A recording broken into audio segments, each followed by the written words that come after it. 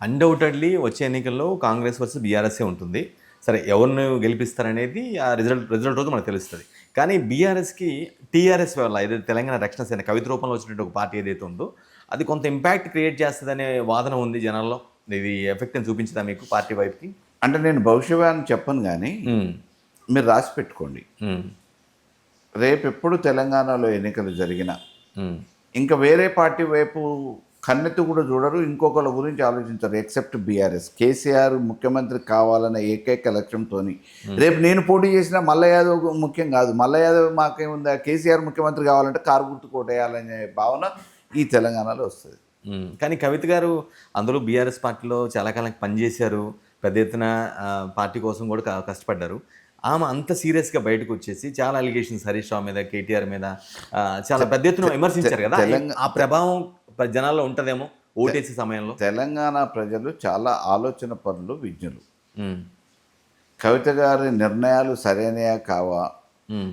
కవిత గారు ఇప్పుడు రాజకీయ అరంగేట్రం చేసింది మంచిదా కాదా అనేది వారిని ఏ స్థానంలో ఉంచాలో తెలంగాణ ప్రజలు నిర్ణయించే ఉన్నారు, ఆల్రెడీ నిర్ణయించారు. హ్మ్. కాబట్టి ఇప్పుడు వారి గురించి పెద్దగా ప్రస్తావనే హ్మ్. అవసరం లేదనుకుంటా. ఎందుకంటే వారికి ఇవాళ గుర్తింపు ఉంది అని అంటే హ్మ్. కేసీఆర్ గారి కూతురుగానే ఆదరణ తెలంగాణలో ఉంది, ఆడపడుచుగా ఆదరించారు.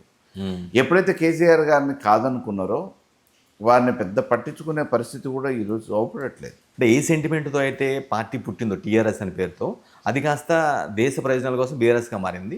బట్ ఆ సెంటిమెంట్ ఆమెకు దక్కిందేమో టీఆర్ఎస్ అనేది ఆఫ్‌కోర్స్ ఇంగ్లీష్‌లో అయితే వర్కౌట్ అయింది. తెలుగులోకి మేబీ కాకపోవచ్చు. వ్యక్తి ఆయనే కదా, హ్మ్. కేసీఆర్ గారే కదా. ఇవాళ టీఆర్ఎస్ పెట్టినా ఇవాళ బీఆర్ఎస్ పెట్టిన వ్యక్తి కేసీఆర్ గారు. కేసీఆర్ గారి ఆలోచన విధానాన్ని బట్టే కదా. హ్మ్. హ్మ్. కేసీఆర్ గారు అలా ఏం ఆలోచించారు? తెలంగాణ రావాలి. ఎందుకు? వివక్షకు గురవుతున్న తెలంగాణ బాగుపడాలంటే ఏకైక మార్గం తెలంగాణ స్వరాష్ట్రంగా ఏర్పడటమే. హ్మ్. హ్మ్. సో అదే కేసీఆర్ గారు బీఆర్ఎస్ పెట్టినంత మాత్రాన వేరే ఇబ్బంది ఏమి ఉండదు. ఎందుకంటే ఆలోచన మారదు కదా. వారికి ఇంకా ఆ రోజు రాష్ట్రం నుంచి హ్మ్. తర్వాత దేశాన్ని కూడా ఈ రకంగా మనం ఆ! తయారు చేయాలనే ఒక ఆలోచన వచ్చింది కాబట్టి హ్మ్. దేశ రాజకీయాలలో ఉండాలంటే జాతీయ పార్టీగా మార్చాలనే ఒక ఆలోచనతో చేసిన ప్రయోగం అది. హ్మ్. ఒక్కోసారి ఆ ప్రయోగాలు విజయవంతమైతే ఒక్కోసారి వికెట్ ఇస్తాయి. అదే ఇక్కడ ఈ ప్రాస్పెక్ట్‌లో కూడా ఒక స్టేట్మెంట్ ఆమె ఇచ్చారు. మీరు ఇక్కడే ఏం చేయలేకపోయారో పోయి దేశాన్ని ఏం ఉద్ధరిద్దాం అని కూడా కవిత గారు ఒక కామెంట్ చేశారు. అంటే అది కూడా స్టిల్ ఇప్పటికి వైరల్ అవుతుంది. వారికి కేసీఆర్ గురించి మాట్లాడే నైతిక హక్కు లేదు, హ్మ్. అంత స్థాయి లేదు. కేసీఆర్ గారి దూరదృష్టిని అంచనా వేయటం అనేది హ్మ్. సాధ్యం కాదు. ఇంగా మీ మీద ఉన్న ఇంకొక అలిగేషన్ ఏంటంటే, మీ అపోనెంట్ ఎవరైతే ఉన్నారో పద్మావతి గారిని మీరు ఎప్పుడు కూడా సీరియస్‌గా విమర్శించడం కావచ్చు, లేదంటే పెద్ద స్థాయిలో అంటే ఆ వేవ్‌ని ఆ విమర్శ తీవ్రతని పెంచరు. వెరీ నార్మల్‌గా అంటి ముండాటికి ఏదో ఫ్రెండ్లీగా అన్నట్టుగా ఉంటారు తప్పించి, ఏదైనా ఇంటర్నల్ అండర్‌స్టాండింగ్ ఉందా ఉత్తమ్ కుమార్ రెడ్డితో మీకు గాని ఏమన్నా అండర్‌స్టాండింగ్? ఎందుకంటే ఎప్పుడు కూడా మల్ల యాదవ్ గారు ఆమెని పెద్దగా దూషించడం గాని, లేదంటే విమర్శలు చేయటం గాని ఉండదు అనే ఒక నానుడి విన్నాను నేను. ఇది నిజమా కాదా? అంటే ప్రాథమికంగా హ్మ్. ఆమె ఒక ఆడపడుచు. అవును. నేను ఒక ఆడపడుచుని వ్యక్తిగతంగా అనాల్సినంత అవసరం లేదు. హ్మ్. నా వైరం ఓకే.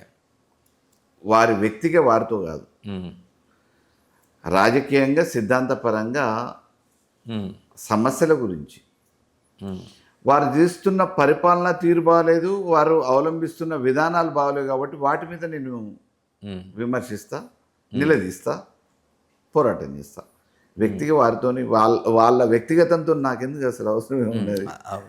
టు బి హానెస్ట్ మీరు అంత అగ్రెసివ్ కూడా ఎప్పుడు మీరు మాట్లాడలేదు. అది ఓకే. అందరితో కూడా మీరు బేసిక్‌గా ఒక నార్మల్ అమికబుల్‌గానే ఉండారనేది ఒక నానుడి. బట్ నేను విన్నది ఇది అందువల్ల అడిగాను. నెక్స్ట్ ఆమె కోదాడ ఎమ్మెల్యేగా అయిన తర్వాత అప్పుడు ఇంతకుముందు 2014 ఆ టైంలో ఎలా చేశారు? ఇప్పుడు 2023లో అయిన తర్వాత వాళ్ళ భర్త మంత్రి గారు కూడా ఉన్నారు. ఎలాంటి అభివృద్ధి జరిగింది కోదాడలో? 2014లో వారు ప్రజలకు అందుబాటులో లేరు. చేసిన అభివృద్ధి శూన్యం. హ్మ్. 2018లో ఓడిపోయిన తర్వాత నియోజకవర్గానికి అందుబాటులో లేరు. కార్యకర్తల్ని పట్టించుకున్నది లేదు. హ్మ్. అయినా 2023లో ఏ ఉద్దేశంతోని ప్రజలు గెలిపించారో తెలవదు. ఆ అనుభవాలు ఉన్న తర్వాత కూడా ఇవాళ ప్రజలు గెలిపించి బాధపడుతున్నారు. హ్మ్. వారు అప్పుడు, ఇప్పుడు, ఎప్పుడు కూడా అందుబాటులో ఉండరు. కార్యకర్తల గురించి పట్టించుకోరు. అది ఆనవాయితీ వాళ్ళకి లేదు. మీ నోటీస్లో ఉన్న పెద్ద సమస్యలు ఏదైతే విస్మరించారు, వాటిని పరిష్కరించలేదు, అధికారం చేతిలో ఉన్నప్పుడు కూడా చేయలేదు అనేది ఏదైనా ఉన్నాయా? అంటే కోదాడలో. నేను పోయేంత వరకు కోదాడు పట్టడానికి కనీసం నీళ్ళు ఇవ్వలేదు కదండి. అప్పటి వరకు ప్రాతినిధ్యం వాళ్ళ భర్తే కదా చేసింది. అవును. 2 సార్లు ప్రాతినిధ్యం వహించింది కదా. ఉమ్, ఈమె1 ప్రాతినిధ్యం వహించింది. 3 సార్లు వాళ్ళ కుటుంబమే కదా. నేను పోయేంత వరకు కోదాడు పట్టణానికి తాగునీటి సౌకర్యం ఇవ్వలేకపోయారు. ఆ పేరు మీద వందల కోట్ల రూపాయలు కొలగొట్టేసారు. ఓకే. జేబులు నొక్కేసుకోరు, ఉమ్, జేబులలో పెట్టుకున్నారు. కోట్ల రూపాయలు తాగునీటి పేరు మీద ఉమ్, ఇవ్వలే. నేను పోయిన తర్వాత ఈ రాష్ట్రంలో ప్రతిష్టాత్మకంగా ఫ్లోరైడ్ రహిత రాష్ట్రంగా ఉంచాలని ఏ తపనతోనైతే ఫ్లోరైడ్ మెజారిటీగా నల్గొండనే కదా, అవునవును. అక్కడ ఫ్లోరైడ్ రహిత జిల్లాగా ఉంచాలని చెప్పేసి దేశవ్యాప్తంగా అమలు చేయాలని రాష్ట్రంలో అమలు చేసిన భగీరథని నేను ఎమ్మెల్యే అయిన వెంటనే 6 నెలల లోపల కోదాడు ప్రజల దారిని తీర్చిన. ఉమ్, తర్వాత కోదాడు గ్రామ పంచాయతీ ఒకప్పుడు హైవే మీద ఉన్న ఉమ్, తర్వాత మున్సిపాలిటీ అయింది ఉమ్, 2014లో. మున్సిపాలిటీ అయిన తర్వాత మున్సిపాలిటీ అయినా గ్రామ పంచాయతీగానే ఉంది. సెంట్రల్ లైటింగ్ లేదు, ఉమ్, ఒక పట్టణ వాతావరణం లేదు. నేను ఎమ్మెల్యే అయిన తర్వాత సెంట్రల్ లైటింగ్ చేసిన.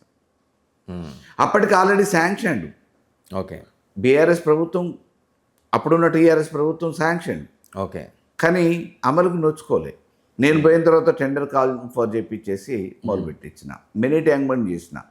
వారు ఎప్పుడు అభివృద్ధి అనేది ప్రజలకు ఉపయోగపడే అభివృద్ధి చేయరు. ఉమ్, వాళ్ళ జేబులకి కమిషన్లు పర్సంటేజ్లు వచ్చే పని ఏదైతే ఉంటుందో దాన్ని అభివృద్ధిగా చిత్రీకరిస్తారు. ఉమ్, వాళ్ళకి ఆదాయం రావాలి ఆ ప్రాజెక్టు ద్వారా. ఉమ్, ఇది అభివృద్ధి అని చెప్పి హంగామా చేస్తారు, అంతే తప్ప ప్రజలకి నలుగురికి ఉపయోగపడుతుంది, ఆ పథకం తీసుకొస్తే దారి తీరుతుంది, ఆరోగ్యం బాగవుతుంది, హాస్పిటల్ తీసుకొస్తే కోర్టు వాద్యాలు వేరే దగ్గరికి పోవాల్సిన అవసరం లేకుండా కోదాలనే వాద్యాలు అయిపోతాయి అని చెప్పేసి కోర్టు గురించి పట్టించుకోలేదు. వచ్చిన కోర్టును తీసుకుపోయారు. ఉమ్, హాస్పిటల్ గురించి పట్టించుకోలేదు. 30 పడకల హాస్పిటల్గానే ఉంది, 100 పడకల హాస్పిటల్గా నేనే మార్చిన. అప్పటి వరకు బస్ స్టాండ్ను పట్టించుకోలే. బస్ స్టాండ్లో సరే ఇంతో అంత టాయిలెట్స్ అవి నేనే చేసిన. కాబట్టి కోదాడులో ప్రజలకు ఉపయోగపడే పని చేయరు. వాళ్ళకి లాభం వచ్చే కమిషన్లు వచ్చే పనులు ఏమన్నా ఉంటే మేము అభివృద్ధి అనే పేరు మీద ఆర్భాటం చేయడానికి చేస్తారు. అది